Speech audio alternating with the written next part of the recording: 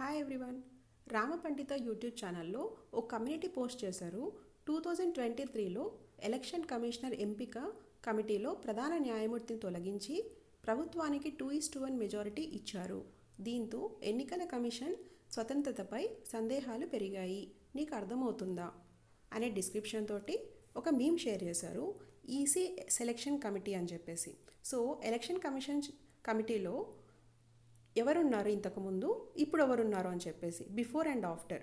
So before prime minister, CJI and leader of opposition ఉండేవారు. After prime minister, cabinet minister nominated by PM and leader of opposition ఉన్నారు. So దీనివల్ల election commissioner స్వతంత్రతపై సందేహాలు పెరిగాయి అని చెప్తున్నారు.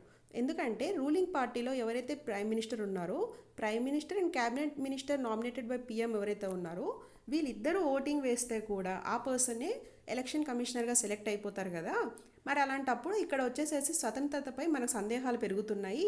లీడర్ ఆఫ్ అపోజిషన్ ఎవరికి ఓటు వేసినా సరే 1 ఓటే వస్తుంది. బట్ రిమైనింగ్ వాళ్ళకు వచ్చేసేసి ఎవరైతే majority PM and PM nominate ఎవరైతే చేశారో వాళ్ళని ఓటింగ్ వేస్తారు కాబట్టి 2:1 మెజారిటీ వచ్చేస్తుంది. So election commissioner individual body కాదు, స్వతంత్రతపై సందేహాలు వస్తున్నాయి. యాక్చువల్లీ చెప్పాలంటే ఎలక్షన్ కమిషన్ అనేది it is a constitution independent body. దాన్ని ఎలక్షన్ కమిషనర్ని ఎవరైనా తీసేయాలని చెప్పిన ఆ పోస్ట్లో రిక్రూట్ అయ్యాక సేమ్ స్టేటస్ అనమాట. సుప్రీంకోర్టు జడ్జిని తీసే ప్రాసెస్ ఏదైతే ఉందో అదే ప్రాసెస్ ఎలక్షన్ కమిషనర్ని కూడా తీసే ప్రాసెస్లో ఉంటుంది. And it is a individual body, constitution individual body. ఎవరో ఏదో చెప్పారు కాబట్టి నేను ఈ పర్టికులర్ చేయాలని ఏం లేదు. వన్స్ అప్పుడు వాళ్ళు ఛార్జ్ తీసుకున్నాక వాళ్ళకు టోటల్ పవర్ అంతా ఉంటుంది. సో వాళ్ళు ఏం చేస్తారు, ఎలక్షన్ కమిషనర్ వాళ్ళు free and fair elections conduct చేస్తారు. సో ఆ కండక్ట్ చేసే వాళ్ళ కమిటీ ఈ ముందు prime minister and chief justice of India and leader of opposition ఉండేవాళ్ళు క్యాబినెట్ మినిస్టర్ని పెట్టారు చీఫ్ జస్టిస్ ప్లేస్లో అని చెప్తున్నారు. నిజంగానే దీనివల్ల చాలా ఎఫెక్ట్ అయిపోయిందా? బిఫోర్ నిజంగానే చీఫ్ జస్టిస్ ఆఫ్ ఇండియా ఉన్నారా? అయితే ఉంటే మరి ఇప్పుడు క్యాబినెట్ మినిస్టర్స్ ఎందుకు పెట్టారు అని చెప్పి ఈ వీడియోలో నేను ఫుల్గా ఎక్స్ప్లెయిన్ చేస్తాను. సో దీనికి ఎక్స్ప్లెనేషన్ ముందు మనం గవర్నమెంట్ ఎలా ఫంక్షన్ చేస్తుందో చూద్దాం. మెయిన్గా మనకు ఇక్కడ 3 ఆర్గన్స్ ఉంటాయి: లెజిస్లేటివ్, ఎగ్జిక్యూటివ్ అండ్ జ్యుడిషియరీ. ఈ 3 ఆర్గన్స్ కూడా ప్రాపర్గా వర్క్ అవ్వాలి అనమాట.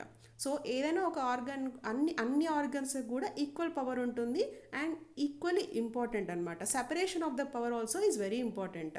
సో ఇక్కడ లెజిస్లేటివ్ ఏం చేస్తుందంటే ఏదైనా ఒక లాని మేక్ చేస్తుంది పార్లమెంట్లో, దెన్ ఆ లాని ఇంప్లిమెంట్ చేస్తారు ప్రెసిడెంట్ ఆఫ్ ఇండియా. నెక్స్ట్ ఆ పర్టికులర్ లాలో ఏమైనా అన్కాన్స్టిట్యూషనల్ అయినా సరే, లేదంటే ఫండమెంటల్ రైట్స్ని ఏమైనా క్వశ్చన్ చేసినా సరే, వైలేట్ చేసినా సరే జ్యుడిషియరీ క్వశ్చన్ చేస్తుంది. అంటే నా ఇష్టం వచ్చిన లాని నేను ప్రజెంట్ చేసేస్తున్నాను, ఫ్రమ్ టుమారో ఆన్వర్డ్స్ కంప్లీట్ ఈ లానే ఇంప్లిమెంట్ చేసేసి నేను ఫాలో అయిపోతుంది అంటే అలా కాదు. ఆ లాని క్వశ్చన్ చేస్తారు, పిల్ వేసి మనం క్వశ్చన్ చేయొచ్చు జ్యుడిషియరీలో. అప్పుడు ఏం చేస్తుంది జ్యుడిషియరీ, ఆ పర్టికులర్ లాని ఇవాల్యుయేట్ చేసి అది అన్కాన్స్టిట్యూషన్ అయితే అన్కాన్స్టిట్యూషనల్ అని డిక్లేర్ చేస్తుంది. ఎగ్జాంపుల్ కేసులో మనం చూస్తే ఎలక్ట్రల్ బాండ్స్ ఉన్నాయి కదా. ఎలక్ట్రల్ బాండ్స్ 2017లో తీసుకొని వచ్చారు పొలిటికల్ పార్టీస్కి ఎనానిమస్ డొనేషన్స్ కోసం. అప్పుడు పిల్ వేసి ఛాలెంజ్ చేశారు, this is unconstitutional, anonymous donations political పార్టీస్కి ఎలా తీసుకుంటారు అని చెప్పి పిల్ వేసి క్వశ్చన్ చేశారు. అప్పుడు జ్యుడిషియరీ ఏం చేసింది, ఆ పిల్ని తీసుకొని 5 బెంచ్ కమిటీని పెట్టింది. 5 బెంచ్ కమిటీ ఏం చేశారు, ఆ పర్టికులర్ లాని కంప్లీట్ స్టడీ చేశారు. స్టడీ చేసి దిస్ ఈజ్ అన్కాన్స్టిట్యూషనల్ అని యునానిమస్గా జడ్జ్మెంట్ ఇచ్చారు. 5 మెంబర్స్ కమిటీలో 5 మెంబర్స్ జడ్జెస్ కూడా ఇది అన్కాన్స్టిట్యూషనల్ డిక్లేర్ చేశారు. దాని తర్వాత ఏమైంది, జడ్జ్మెంట్ ఇచ్చాక అది అన్కాన్స్టిట్యూషనల్ అని చెప్పేసి డిక్లేర్ చేసి ఆ లాని అబ్రిగేట్ చేసి కంప్లీట్గా ట్రాష్ చేసేసారు. అంటే ఆ law particular law doesn't exist anymore అనమాట. సో అలాగా జ్యుడిషియరీ అనేది వర్క్ అవుతుంది. ఓకే, సో ఈ పర్టికులర్ కేసులో మనకి ఏం చెప్తున్నారంటే ఎలక్షన్ కమిషనర్ ఉన్నారు కదా, ఆ సెలక్షన్ కమిటీలో ఇంతకుముందు ఈ 3 మెంబర్స్ ఉన్నారు, ఇప్పుడు వచ్చేసేసి క్యాబినెట్ మినిస్టర్ని రీప్లేస్ చేసా సిజేఐ ప్లేస్లో అని చెప్తున్నారు. సో ఇప్పుడు మీకు అర్థమైంది కదా, ఇక్కడ 3 బాడీస్ కూడా ఇండివిజువల్ బాడీస్ యాక్ట్ చేస్తాయి. ఓకే, ఒక లాని మేక్ చేస్తున్నప్పుడు. ఇప్పుడు ఎలక్షన్ కమిషనర్ని సెలెక్ట్ చేయడానికి ఇంతకుముందు లా ఉందా, ఉంటే అది ఏంటి లా అని ఈ పర్టికులర్ పోస్ట్ చేసిన వాళ్ళు చెప్పాలి 100%. ఇప్పుడు ఇంతకుముందు లా ఇలా ఉండేది, ఆ తర్వాత లా వచ్చేసేసి చేంజెస్ చేశారా, అసలు లానే ఎగ్జిస్ట్ అవ్వలేదా అనేది క్వశ్చన్ మనకు. సో దానికి మనము ఈ 2015లో అనూప్ బరన్వాల్ అనే రిటైర్డ్ ఐఏఎస్ ఆఫీసర్ ఒక పిల్ వేశారు. ఏమని వేశారంటే there is no independent law, this is the note point. ఇంతకుముందు లా లేదు, ఎలక్షన్ కమిషనర్ సెలక్షన్ కమిటీ ఎవరు సెలెక్ట్ చేస్తారో అనే దానికి అపాయింట్మెంట్ మీద ఏది లా లేదు. సో ఆ పర్టికులర్ ఇండిపెండెంట్ లా లేదు. అండ్ ఆ పర్టికులర్ లా వచ్చేసేసి appointment of the chief election commissioners కానీ ఎలక్షన్ కమిషనర్స్ కానీ ఇప్పుడు ఎగ్జిస్టింగ్ సిస్టంలో prime minister and council of ministers ఎవరైతే డిసైడ్ చేస్తారో వాళ్ళే ఎలక్షన్ కమిషనర్ అయిపోతారు. సో అది ప్రెసిడెంట్ నుంచి ఫాలో అప్ అయిపోతుంది. సో అల్టిమేట్లీ ప్రైమ్ మినిస్టర్ ఎవరినైతే రికమెండ్ చేస్తారో ఎలక్షన్ కమిషనర్స్ వాళ్ళే అయిపోతారు. సో ఈయన ఛాలెంజ్ చేశాడు అనమాట. అంటే దెర్ ఈస్ నో ఇండిపెండెంట్ లా అనమాట. సెలక్షన్ కమిటీకి ఎలక్షన్ కమిషనర్ సెలెక్ట్ చేయడానికి దెర్ ఈస్ నో ఇండిపెండెంట్ లా అని చెప్పేసి ఈయన పిల్ వేశారు. Anoop Baranwal retired IAS officer. So ఇక్కడ ఏం చేస్తుందని చెప్పాను, పార్లమెంటు ఇప్పుడు ఏదైనా సరే లా చేయాలన్నప్పుడు ఏం చేయాలి, ఫస్ట్ లెజిస్లేటివ్ లా చేస్తుంది, దాన్ని ఇంప్లిమెంట్ చేస్తుంది ఎగ్జిక్యూటివ్. ఓకే, ఇప్పుడు ఈ బిల్ వేశాడు ఇక్కడ ఈ పర్టికులర్ దాన్ని ఎలక్షన్ కమిషనర్స్ గురించి సెలక్షన్ ప్రాసెస్ గురించి ఇక్కడ జ్యుడిషియరీలో బిల్ వేశారు. జ్యుడిషియరీ ఏం చేస్తుంది, ఈ పర్టికులర్ కాన్స్టిట్యూషన్లో చూసి ఈ పర్టికులర్ చూస్తేనేమో మనకు వచ్చేసి ఆర్టికల్ 324ని ఛాలెంజ్ చేస్తుంది ఈ పర్టికులర్ బిల్. అప్పుడు మన జ్యుడిషియరీ ఏం చేస్తుందంటే 5 బెంచ్ జడ్జెస్ని రిక్రూట్ చేసింది. Justice KM Joseph, justice Ajay Rastogi, justice Anuradha Bose, justice Hrishikesh Roy, justice CT Ravikumar, ఈ 5 బెంచ్ని రిక్రూట్ చేసి 5 బెంచ్ జడ్జెస్ ఏమి ఇస్తారు జడ్జిమెంట్ అని చూసిందనమాట. సో 2015లో ఈ పిల్ వేశారనమాట.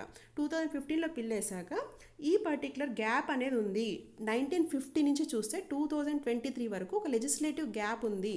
సో ఈ కంప్లీట్ ఎలక్షన్ కమిషనర్ని ఎవరైతే సెలెక్ట్ చేస్తున్నారో ఆ కంప్లీట్ సెలెక్ట్ చేస్తున్న కమిటీ మొత్తం అంతా ఓన్లీ పిఎం చేతిలోనే పెట్టుకొని ఉన్నారు. చూడండి ఇక్కడ ప్రీ 2023 అంటే ఏంటి, 1950 నుంచి 2023 వరకు కూడా ఎలక్షన్ కమిషనర్స్ ఎవరు సెలెక్ట్ చేసేవాళ్ళు, ప్రైమ్ మినిస్టర్. అంటే ప్రైమ్ మినిస్టర్ వచ్చేసేసి ఎవరైతే రికమెండ్ చేస్తారో కౌన్సిల్ ఆఫ్ మినిస్టర్స్ తోటి వాళ్ళే ఎలక్షన్ కమిషనర్ అయిపోయేవాళ్ళు. ఓకే, తర్వాత ఈ లెజిస్లేటివ్ గ్యాప్ ఉండిపోయింది కదా. ఓకే, జడ్జిమెంట్ కాపీ చదువుతున్నాను. ఇది ఏదైతే జడ్జిమెంట్ కాపీ ఉందో నేను ఇప్పుడు జడ్జిమెంట్ కాపీ చెప్తాను. ఎందుకంటే 2015లో పిల్ వేశారు, 2023లో దీనికి జడ్జిమెంట్ వచ్చిందనమాట. సో ఈ జడ్జిమెంట్ ఏమొచ్చిందంటే 73 ఇయర్స్. ఓకే, 73 ఇయర్స్, ఇది నోట్ పాయింట్ అనమాట. మనకు 73 లెజిస్లేటివ్ వ్యాక్యూమ్ అనేది 73 ఇయర్స్ నుంచి మనకు ఎలక్షన్ కమిషనర్ని ఎవరు సెలెక్ట్ చేస్తారు, ఎంతమంది సెలెక్ట్ చేయాలి అనేది ఒక లానే లేదు అసలు. ఓకే, ఆ లా లేదు, అది వచ్చేసేసి ఫిల్ అయ్యేదాకా. ఓకే, ఆ ఫిల్ అయ్యేదాకా. సో చూడండి ఇక్కడ ఒకసారి నేను చదువుతాను. Appointment of the chief election commissioner and other election commissioners but such law has not been made by the parliament even after 73 years. అంటే 1950 నుంచి 2023 వరకు కూడా there is no such law. Okay, independent law లేదు since the adoption of the constitution. మన adoption of the constitution 1950లో చేసుకున్నాం కదా.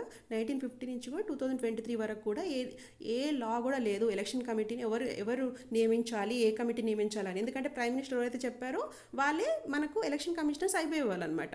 So ఈ పర్టికులర్ లెజిస్లేటివ్ వ్యాక్యూమ్ని ఫిల్ చేయాలి. ఎప్పటి వరకు అయితే until the parliament makes a law. ఏమని చెప్పింది, నేను ఇంతకుముందు చెప్పాను కదా, ఏమని చెప్పాను, ఈ పర్టికులర్ పాయింట్లో మనకు లెజిస్లేటివ్ అనేది లాని మేక్ చేస్తుంది అని చెప్పాను కదా. అయితే లెజిస్లేటివ్ ఎప్పటి వరకు అయితే ఈ లా మేక్ చేయదో, అంటే ఈ పర్టికులర్ ఎలక్షన్ కమిషనర్స్ని ఎవరు సెలెక్ట్ చేయాలి అని చెప్పేసేసి ఫుల్గా డ్రాఫ్ట్ ప్రిపేర్ చేసి చెయ్యదో అప్పటి వరకు అంటే until that law is made. ఇక్కడ చూడండి, until the parliament makes a law in consonance with article 324 of the constitution, the following guidelines shall be in effect. We declare that the appointment of the chief election commissioner and election commissioners shall be made on the recommendations made by 3-member committee comprising of prime minister, leader of opposition, okay, and chief justice of India అని చెప్పారనమాట. Chief justice of India అంటే ఇంటరిమ్గా, okay, interim అంటే టెంపరీగా పెడుతున్నాము ఈ particular committee. ఇప్పటి నుంచి ఏదైతే ఎలక్షన్ కమిషనర్స్, ఎందుకంటే జడ్జిమెంట్ ఇచ్చేశారు. జడ్జిమెంట్ ఏమి ఇచ్చేశారు, it is on constitutional, only PM మాత్రం ఎలా డిసైడ్ చేస్తారు ఎలక్షన్ కమిషనర్ సెలెక్షన్ చేయడానికి. సో దే షుడ్ బి ఏ లా. ఆ లా అయ్యేంత వరకు ఈ 3 మెంబర్స్ కమిటీ అనేది సెలెక్ట్ చేస్తారు ఎలక్షన్ కమిషనర్ని. మీరు లా చేసినాక అప్పుడు నెక్స్ట్ ఈ చీఫ్ జస్టిస్ ఆఫ్ ఇండియా అనేది తీయడమో ఉంచడమో చేస్తారు అని చెప్పేసేసి జడ్జిమెంట్ ఇచ్చారు మనకు. ఓకే, ఈ జడ్జ్మెంట్ తర్వాత నెక్స్ట్ లా ప్రిపేర్ చేశారండి. లా 2023లో వచ్చింది లా మనకు. అదేమొచ్చిందంటే the chief election commissioner and other election commissioner, chief election commissioner ఒకరు ఉంటారు and other election commissioners, 2 election commissioners shall be appointed by the president on the recommendation of a selection committee consisting of prime minister, leader of opposition and union cabinet minister nominated by prime minister. ఇంతకుముందు ఎవరున్నారు? Only prime minister ఒక్కరే recommend చేసేదాన్ని బట్టి president వాళ్ళు select చేసేసేవాళ్ళు election కమిషనర్ని. ఇప్పుడు ఏం చేశారు? 3 మెంబర్స్ని ఇంక్లూడ్ చేశారు. ఎవరు? Prime minister and leader of opposition and union cabinet minister, 3 మెంబర్స్ని సెలెక్ట్ చేశారు. This law has been passed. So ఈ లా ఎలా పాస్ అయింది ఒకసారి మనం చూద్దాము. ఫస్ట్ ఇది బిల్ ఫేస్లోకి వెళ్ళింది, public interest litigation, then draft చేశారు. దెన్ తర్వాత ఆ డ్రాఫ్ట్ ఏదైతే డ్రాఫ్ట్లో ఏముంటుంది మనకు? Title of the bill, why this law, definitions, amendments, existing లాకి అమెండ్మెంట్స్, ఎందుకంటే ఇప్పుడు ఆర్టికల్ 324ని అమెండ్ చేస్తున్నాం కదా, ఆ ఏం అమెండ్మెంట్ చేస్తున్నాము అది మొత్తం definitions, amendments to the existing లా, అవన్నీ కూడా కంప్లీట్ ఇక్కడ లా మినిస్టర్ ఆధ్వర్యంలో చేస్తారనమాట డ్రాఫ్ట్. దాని తర్వాత అది లోక్సభ, రాజ్యసభలో బిల్ పెడతారనమాట. ఆ బిల్ ఒక్కసారి పాస్ అయ్యాక ప్రెసిడెంట్ ఆఫ్ ఇండియా వచ్చేసేసి మనకు ఆమోదం వ్యక్తం చేస్తే అది యాక్ట్ అవుతుంది. దాని తర్వాత దాని లీగల్ టర్మ్స్ మనం లా అంటాం అనమాట. సో అది ఎలా అయిందో ప్రొసీజర్ చూద్దాము. 2015లో మనకు వచ్చేసి బిల్ వేశారు. దెన్ జడ్జిమెంట్ వచ్చి 2023లో. ఓకే, ఆల్మోస్ట్ 8 years పట్టింది మనకు జడ్జిమెంట్ రావడానికి. సో బిల్ ఫైల్ చేసిన 8 yearsకి మనకు జడ్జిమెంట్ వచ్చింది. ఏమని వచ్చింది? టెంపరీగా CJI and prime minister and leader of opposition పెట్టండి బిల్ పాస్ అయ్యేంత వరకు అని చెప్పారనమాట. ఓకే, రాజ్యసభ బిల్ ఆగస్ట్ 2023లో పాస్ అయింది. దెన్ లోక్సభలో డిసెంబర్ 23కి పాస్ అయింది. సో ఇది ఎవరు పాస్ చేశారు? ఎవరైతే మొత్తం అంతా ప్రజలు ఓటేసిన మినిస్టర్స్ ఎవరైతే ఉన్నారో వాళ్ళ మెజారిటీ కలిసి ఈ బిల్ కరెక్ట్ పాస్ చేయండి అని చెప్పాకనే ఈ బిల్ పాస్ అయింది.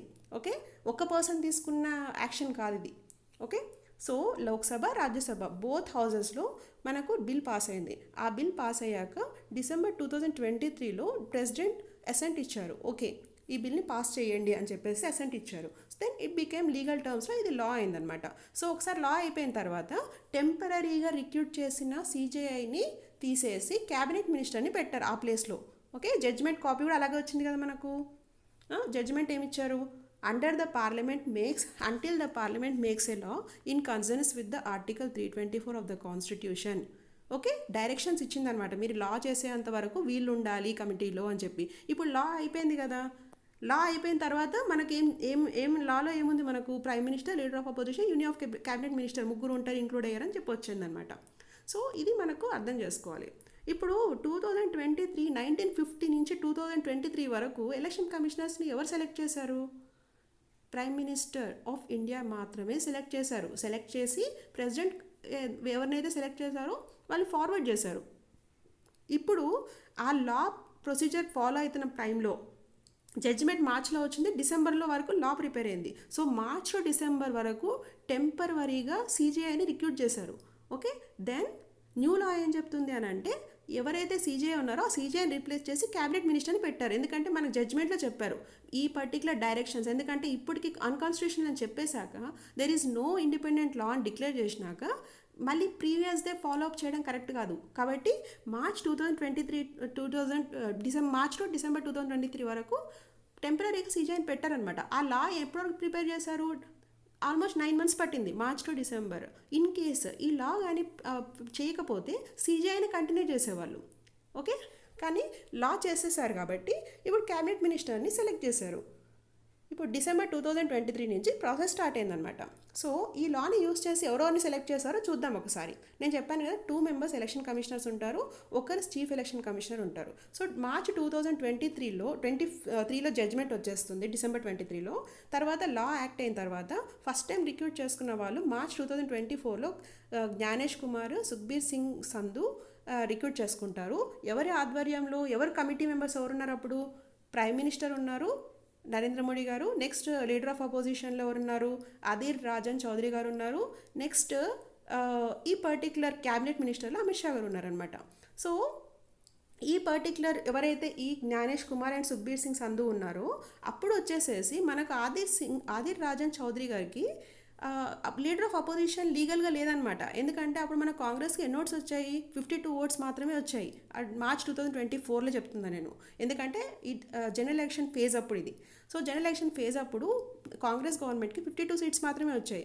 అవుట్ ఆఫ్ 543 సీట్స్ 10% వస్తేనే లీడర్ ఆఫ్ అపోజిషన్ పార్లమెంట్గా గుర్తిస్తారనమాట according to act 1977. But 52 seats వచ్చాయి.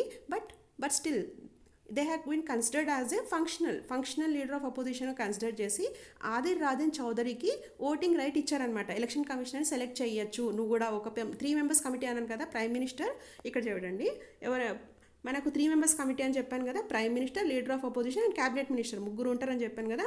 ఆ ముగ్గురు లీడర్ ఆఫ్ అపోజిషన్ వచ్చేసేసి రాజన్ చౌదరి అనే వాళ్ళు ఉన్నారు. దాని తర్వాత నెక్స్ట్ మనకు ఎప్పుడు సెలెక్షన్ జరిగింది అంటే February 19, 2025లో జరిగింది. సో 2025లో అప్పుడు జరిగినప్పుడు లీడర్ ఆఫ్ అపోజిషన్కి 99 సీట్స్ వచ్చాయి కాంగ్రెస్కి. అందుకని చెప్పేసి వాళ్ళు లీగల్గా లీడర్ ఆఫ్ అపోజిషన్ అయ్యారు. స్టాచ్యురీ బాడీ అనమాట. స్టాచ్యురీ బాడీలో leader of opposition Rahul Gandhi గారు వచ్చారనమాట. సో దాట్స్ ద ప్రాసెస్ అనమాట. మీకు ఒక డౌట్ రావాలి ఇక్కడ. మార్చ్ 2023 టు డిసెంబర్ 2023 వరకు సీజేఐ ఉన్నారు కదా, మరి సీజేఐ ఆధ్వర్యంలో ఏమైనా ఎలక్షన్ కమిషనర్స్ రిక్రూట్ అయ్యారా అంటే నో. Answer is no. ఎందుకంటే ఎవరు రిక్రూట్ అవ్వలేదు. అప్పటికే లా పాస్ అయిపోయింది. నెక్స్ట్ ఎవరైతే ఎలక్షన్ కమిషన్ సెలెక్ట్ చేస్తారో ఆ ఫేజ్లోకి లా అయిపోయింది. సో సీజేఏ ఆధ్వర్యంలో అసలు ఎలక్షన్ కమిషనర్స్ ఉన్న 9 months పీరియడ్లో సెలెక్షనే జరగలేదు. ఓకే, అప్పటికి నీకు ఎలా చెప్తారు ఎలక్షన్ కమిషనర్లో కాంప్రమైజ్ అయిపోయింది అని చెప్పేసి? అసలు ఒక్క సెలక్షన్గా అవ్వలేదు కదా. సెలక్షన్ ఇంతకుముందు అయిపోయింది, అంతకుముందు సీజేఐ ఉన్నారు కాబట్టి ఫెయిర్ ఎలక్షన్స్ జరిగాయి, తర్వాత లేదు అని చెప్పడానికి అసలు ఛాన్సే లేదు. Okay, next. ఓకే, ఇది ప్రొసీజర్ అనమాట. నెక్స్ట్ మనం చూస్తే కామెంట్స్ ఏమొచ్చి ఒకసారి చదువుతాను. షేక్ అబ్దుల్లా అంటే నేను ఆ పర్టికులర్ పోస్ట్ పెట్టారు కదా, ఈ పోస్ట్ 2023లో ఎలక్షన్ కమిషన్ ఎంపిక కమిటీలో ప్రధాన న్యాయమూర్తిని తొలగించి ప్రభుత్వానికి 2:1 మెజారిటీ ఇచ్చారు. దీంతో ఎన్నికల కమిషన్ స్వతంత్రతపై సందేహాలు పెరిగాయని. ఇప్పుడు మనం టోటల్ చూసాం కదా. ఓకే, చూసిన తర్వాత ఇప్పుడు మనకు అర్థమైంది కేసు ఎందుకు మనకు టెంపరవరీగా సీజేఐని పెట్టారు, ఆ లా యాక్టివ్ అయిన తర్వాత నెక్స్ట్ వచ్చేసేసి ఎందుకు క్యాబినెట్ మినిస్టర్ని పెట్టారు అని మనం మొత్తం స్టడీ చేసినాము. ఇప్పుడు మన కామెంట్స్ ఒకసారి చూద్దాము. ఎందుకంటే వాళ్ళ పర్టికులర్ పోస్ట్కి ఎట్ట రియాక్టర్ అని చెప్పేసి. షేక్ అబ్దుల్ అనే అతను ఏం చెప్తున్నాడంటే, బీజేపీ పార్టీ ఎలక్షన్స్ కమిషనర్ కుమ్మక్కయ్యి పనులు చేస్తూ ఉన్నాయి, ఇంకా ఎలక్షన్ కమిషన్ అవసరం లేదు, ఎలక్షన్స్ అవసరం లేదు, ఎప్పుడు బీజేపీ పార్టీ అధికారంలో ఉంటే పోతుంది కదా అంటున్నారు. ఫ్రాంక్లీ స్పీకింగ్ అసలు ఏం చెప్పాలనుకుంటున్నారు? బీజేపీకి ఈ పర్టికులర్ లాకి ఏంటి సంబంధం అసలు? ఓకే, బీజేపీ పార్టీ ఇప్పుడు 2023 ప్రయర్, ఓకే 1950 నుంచి 2023 వరకు ఓన్లీ ప్రైమ్ మినిస్టర్ మాత్రమే వేశారు ఓటు, ఎలక్షన్ కమిషన్ ఎవరు ఉంటారని చెప్పేసి. ఇప్పుడు బీజేపీ రీసెంట్గా అంటే ఎప్పుడు ఆల్మోస్ట్ మనకు స్వతంత్రం వచ్చినప్పటి నుంచి కూడా కాంగ్రెస్ పార్టీనే ఉంది. అంటే మనం ఏమనుకోవాలి, ఎవరైతే ఎలక్షన్ కమిషనర్ ఉందో అప్పుడు మాత్రం స్వతంత్రం లేదని అనుకోవాలి కదా వీళ్ళు చెప్తున్న కామెంట్స్ని బట్టి. ఎందుకంటే free and fair elections CJI ఉంటేనే అవుతుంది అన్నప్పుడు 1950 నుంచి 2023 వరకు సీజేఐనే లేరు. మరి దానికి ఏం ఆన్సర్ చెప్తారు? అది వీళ్ళకి తెలీదు బేసిక్గా. Okay, think about hidden truths గారు ఏం చెప్తున్నారంటే, అవును, ఎన్నికల సంఘంని చేతిలో పెట్టుకొని ప్రజాస్వామ్యాన్ని ఖూనీ చేసి న్యాయ వ్యవస్థను బలహీనం చేసి భారత రాజ్యాంగం దెబ్బతీసి ఆపై దేశాన్ని నాశనం చేయాలి అనేది వీళ్ళ ప్రయత్నం. అవునా, నిజంగానా? అలాంటప్పుడు 1950 నుంచి 2023 వరకు మొత్తం దెబ్బతీసేసినారా? దెబ్బతీసారని ఒప్పుకోవాలి. ఎందుకంటే మీరు చెప్తున్నారు కదా మొత్తం అంతా అలా ఆధ్వర్యంలో పెట్టేసుకున్నారని చెప్పి. మరి అప్పుడు 1950 నుంచి 2023 వరకు కూడా మనకు సీజేఐ లేరు. మరి అలాంటప్పుడు ఓన్లీ ప్రైమ్ మినిస్టర్ ఒక్కరే చెప్పేవాళ్ళు ఎలక్షన్ కమిషనర్ ఎవరు అని చెప్పి. ఇప్పుడు అట్లీస్ట్ ఎవరున్నారు? లీడర్ ఆఫ్ అపోజిషన్ కూర్చొని ఉన్నారు కదా. లీడర్ ఆఫ్ అపోజిషన్ కూర్చొని ఎవరన్నా ఎలక్షన్ కమిషనర్ ఇప్పుడు చూడండి ఇక్కడ prime minister, leader of opposition, cabinet minister. Leader of అపోజిషన్కి ఒకళ్ళు ఓటింగ్ రైట్ ఇచ్చారు. ఇచ్చినప్పుడు ఎలక్షన్ కమిషనర్స్ ఎంతమంది ఉన్నారు నామినీస్? ఓకే, అది పొలిటికల్ అకౌంటబిలిటీ కూడా వస్తుంది. నేను చెప్పాను, నేను ఓట్ వేయలేదు అని కూడా చెప్పొచ్చు leader of opposition. Election commissioner అవకతవకలు జరిగినా సరే ఇప్పుడు చెప్తున్నారు కదా ఓట్ చోరీ అయింది, ఇంకోటి అయింది అని చెప్పేసి. అప్పుడు ఎలక్షన్ కమిషనర్ని క్వశ్చన్ వేయొచ్చు. ఇప్పుడు మేము నామినేషన్ టైంలో మేము ఇది ప్రాబ్లం వచ్చింది, మేము ఆల్రెడీ రిజెక్ట్ చేసాం ఈ పర్సన్ని, సో అండ్ సో రీజన్ అని కూడా చెప్పొచ్చు. అకౌంటబిలిటీ ఉంటుంది. లీడర్ ఆఫ్ అపోజిషన్ని ఇంక్లూడ్ చేశారు ఇప్పుడు ఓటింగ్లో. ఎలక్షన్ కమిషనర్ని సెలెక్ట్ చేసే ప్రాసెస్లో లీడర్ ఆఫ్ అపోజిషన్ ఇంక్లూడ్ చేశారు. ఇంతకుముందు లేదు. ఓన్లీ ఎవరు ఉండేవాళ్ళు? పీఎం ఒకరే ఉండేవాళ్ళు. పీఎం ఎవరైతే చెప్పారో వాళ్ళే ప్రెసిడెంట్ ఆమోదించేసేవాళ్ళు. ఇప్పుడు అట్లా కాదు, 3 మెంబర్స్ కలిసి ఎవరైతే ఆమోదిస్తారో వాళ్ళు మాత్రమే ఎలక్షన్ కమిషనర్ అవుతారు. ఇప్పుడు prime minister and leader of opposition ఒకటే 2:1 మెజారిటీ ఎలా అవుతుంది? ఎవ్రీ టైం ఫుల్ ఒకటే పార్టీకి వచ్చేస్తాయా మెజారిటీ ఓట్స్? 2-3 పార్టీస్ కూడా కోలేషన్ గవర్నమెంట్ కూడా ఫామ్ చేస్తుంది. అప్పుడు కూడా మన క్యాబినెట్ మినిస్టర్ డిఫరెంట్ పార్టీ నుంచి అవ్వచ్చు కదా. అలా కూడా పాసిబిలిటీ ఉంది కదా. ఇంతకు ముందుతో కంపేర్ చేస్తే ఇప్పుడు బెటరే కదా. కాదంటారా? చెప్పండి నాకు కొంచెము. Okay, so this post is completely misleading అండి. ఎందుకంటే బిఫోర్ సీజేఐ ఉన్నారు, అసలు తర్వాత వచ్చి క్యాబినెట్ మినిస్టర్ అని చెప్తున్నారు. సో నా కన్క్లూజన్ ఏంటంటే ఇది కంప్లీట్ ట్రిగ్గర్ చేసింది Anoop Baranwal against union of government. కాబట్టి ఈ CJI place temporary gap filler మాత్రమే, legislative cabinet permanent law maker అని చెప్పి నా కన్క్లూజన్. ఓకే, టెంపరవరీగా సీజేఐని పెట్టారు, గ్యాప్ ఫిల్లర్ మాత్రమే. ఎందుకంటే లెజిస్లేటివ్లో వ్యాక్యూమ్ క్రియేట్ అయింది అని చెప్పి మన జడ్జిమెంట్ వచ్చింది కదా. అది లెజిస్లేటివ్ క్యాబినెట్ మినిస్టర్ ఇప్పుడు పర్మనెంట్ లా మేకర్ అయ్యారు అని చెప్తున్నాను. ఎందుకంటే నేను జడ్జిమెంట్ కాపీ కూడా ఒక్కసారి మళ్ళీ చూపిస్తాను. ఇక్కడ ఏం రాశారు మనకు? Even after 73 years since the adoption of the constitution to fill the legislative vacuum. 73 years అయిపోయింది. ఈ లెజిస్లేటివ్ వ్యాక్యూమ్ అనేది ఇప్పుడు ఇంతవరకు లా కూడా లేదు, ఇండిపెండెంట్ లా అనేది లేదు. ఇప్పుడు ఇండిపెండెంట్ లా అనేది వచ్చింది. ఓకే, ఇప్పుడు మీరు ఏమంటారు ఒకసారి నాకు కామెంట్ చేసి చెప్పండి. ఎందుకంటే ఈ ఇండిపెండెంట్ లా రావడం మంచిదైందా? అసలు ఇండిపెండెంట్ లా లేకుండా అంతకుముందు ప్రైమ్ మినిస్టరే సెలెక్ట్ చేసేవాళ్ళది అదే బెటర్ అంటారా? మీరు చెప్పండి నాకు. Okay, that's all for this video. Thanks for watching. Bye.